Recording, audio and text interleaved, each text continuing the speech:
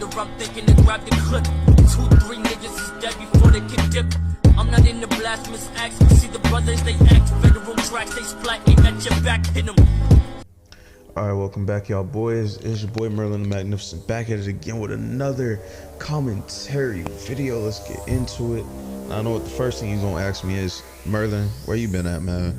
Look, man, I'm not gonna lie, been working, had a lot going on, but y'all not here for that. We here to talk about 2 albums in one package deal, right? We here to talk about Question Mark and 17, the 2 best albums, personally, in my opinion, from XXX's discography. The time of recording today is June 15th, 2023, and you know, it's coming up on the anniversary, 5 years since we have not had XXX and Tentacion anymore. So pretty much I wanted to just get a deep dive and listen to these albums again. So in my notes right here for 17, it was 21 minutes long. It had about 11 songs, only one feature coming from Trippie Redd. And the songs in question, hold on, gotta go through my notes here. Basically, the songs in question, from beginning to end, we had an intro with X, basically giving us a deep dive into what his mind was going into this project and what the significance of the number 17 really means to him. And if you actually look on the cover of his album for 17, he has some writings and scribblings that actually kind of give you a look into what you're getting into before you even start to listen. And even though it's only 21 minutes long, and I don't have the songs off the top of my head, I'm sorry, but it's only 21 minutes long, and it's a very enjoyable, digestible album. I know one of the main producers on this was John Cunningham, and basically we got a lot going on in the album.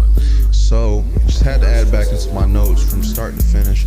We have the opening, the explanation, we got Jocelyn Flores, depression and obsession, everybody dies in their nightmares, revenge, save me, fuck love, carry on, Ayala, and Orlando.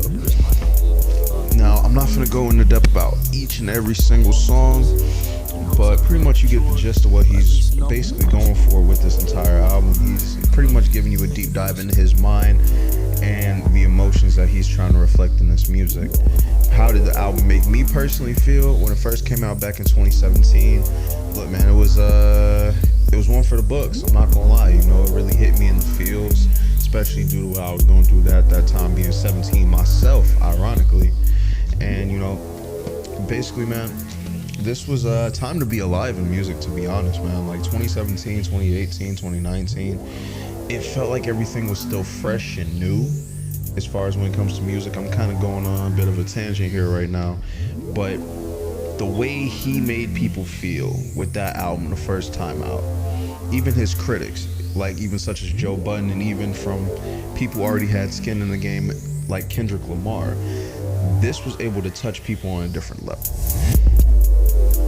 And the emotion he was able to convey through his music and the people he touched, I know I'm kind of talking over myself and repeating myself a lot here, but I'm a little rusty. So yeah, man, basically for me, album 17, gotta give it a 5 out of 5, man. It was a 5 out of 5 personally from start to end. It's very emotional, very thought-felt, passionate project. You really hear his hurt and everything he's talking about.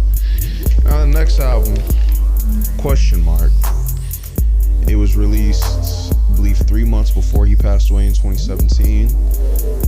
He actually has some more features on this album from PNB Rock, Travis Barker, Joey Badass, and Maddox. And this one was a little bit more of an upbeat album. He even says it himself when he's talking in the introduction. It's very upbeat, very uplifting.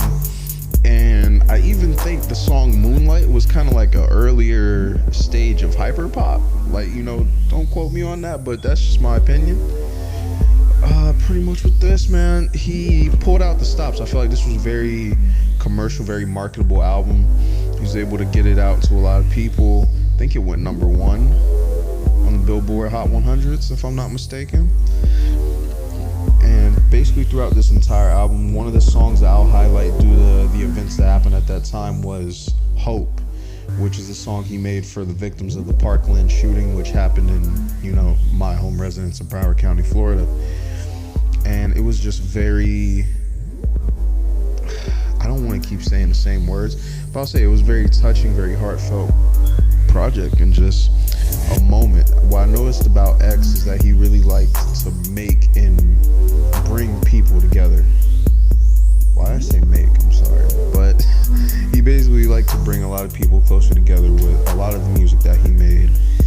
And looking at both of these albums in a vacuum, being 17 and 18, when I listened to him, I was able to reflect on just about a lot of concepts and things that he personally taught to his audience, knowing that you never have to stay the same at any time in your life, whether it be a job or a career or a passion. You never have to stay the same, and that you always have a chance to grow and evolve.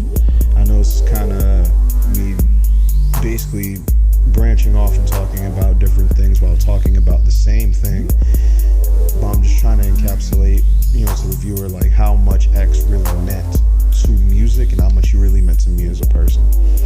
So both of the albums are very great. I know I kind of been rusty and I know I've been gone for a while, but I'll make a commitment to be more consistent with my posting. I appreciate all of you who have listened up to this point.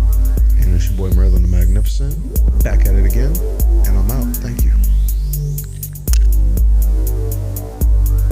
Understand why every day you're looking at this person in the mirror, because that is the cool part about the game. You get to be anybody you want to be.